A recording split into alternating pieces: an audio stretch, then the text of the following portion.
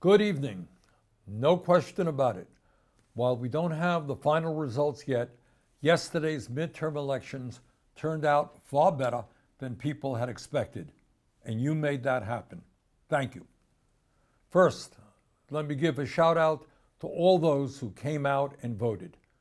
Voter turnout was high, especially in some battleground states like Pennsylvania. Without that kind of citizen participation and voter turnout, John Fetterman would not have been elected to the U.S. Senate. Further, on a personal note, let me thank the over 14,000 people who attended the 19 rallies that we recently held in Oregon, California, Nevada, Texas, Michigan, Wisconsin, and Pennsylvania. Turnout was great and the energy level was high. Let me especially thank the young people who overwhelmingly came out to vote, not just for women's rights and gay rights and environmental justice and to protect our democracy, but who also understand that we must have an economy and a government that works for all of us, not just the 1%. While the turnout among young people is still not as high as we would like, there is no doubt that young people played a decisive role in this election. Young voters in Pennsylvania, New Hampshire, and Arizona supported Democrats by over 70%, landslide proportions, and played a decisive role in electing senators, members of Congress, governors, and members of the legislature. If there's anything that gives me hope about the future of our country, it is that our younger generation is the most progressive generation in history. This is a generation that has fought racism, sexism, homophobia, xenophobia, and bigotry of all kinds. In America and throughout the world, young people have also been leaders in the fight against climate change and the need to take on the greed and irresponsibility of the fossil fuel industry. God knows that there are a lot of important issues out there. The issue of women's right to control their own body, the issue of the attacks on the very foundation of our democracy by right-wing extremists, the issue of gun safety, and many others. But at a time of massive wealth and income inequality, let me also thank working-class voters and union voters for standing up against corporate greed and voting for candidates who have the guts to stand up to the moneyed and powerful interests.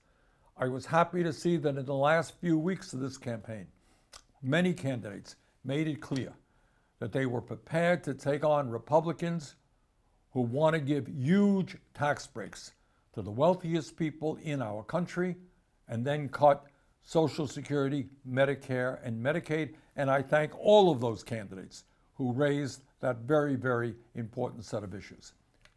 Let me also mention that last night was a great night for progressive candidates. Despite the huge amount of money spent by billionaires and their super PACs against us in support of right-wing politicians, there will now be more strong progressives in the U.S. House than ever before in modern history. And let me just name a few of them. Let me take this opportunity to congratulate Summer Lee on her resounding, strong victory in Pennsylvania's 12th district. Summer ran a great grassroots campaign and withstood an onslaught of outside money from billionaires.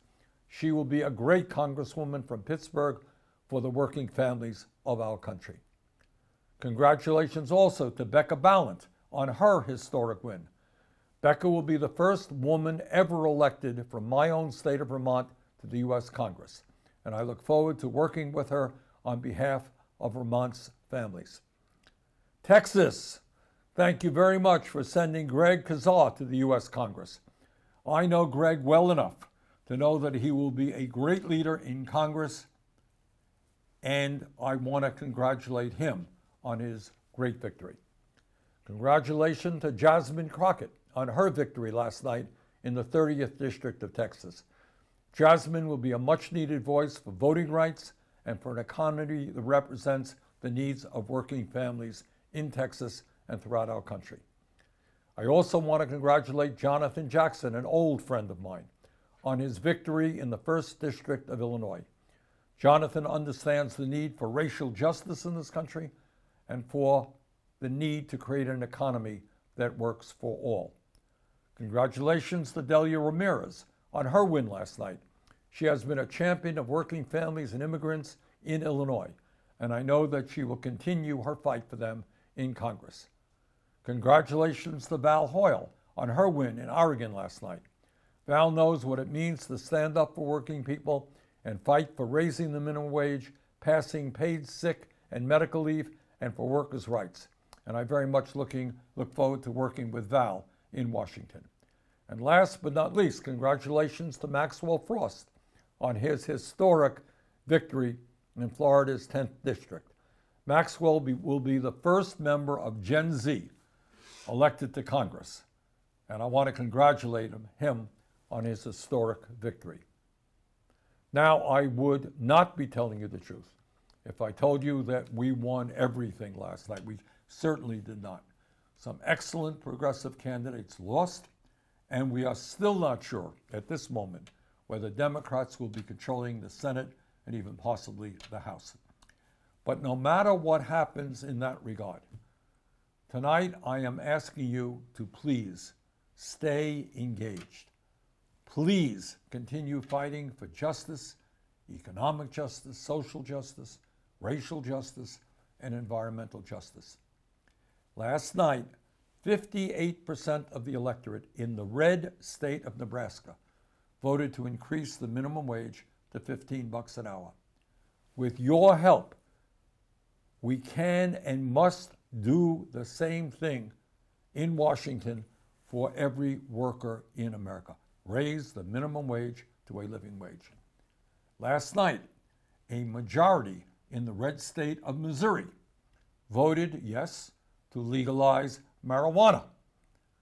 With your help, we can and must legalize marijuana in every state in our country.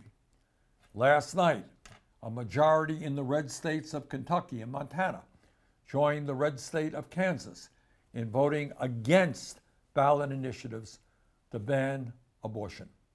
With your help, we will codify Roe v. Wade and make abortion legal in every state in America.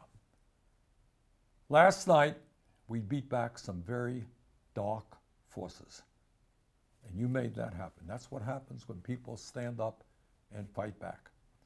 But needless to say, the struggle is far, far from over. There is an enormous amount of work yet to be done. Let's do it together, and thank you all for what you're doing. Take care.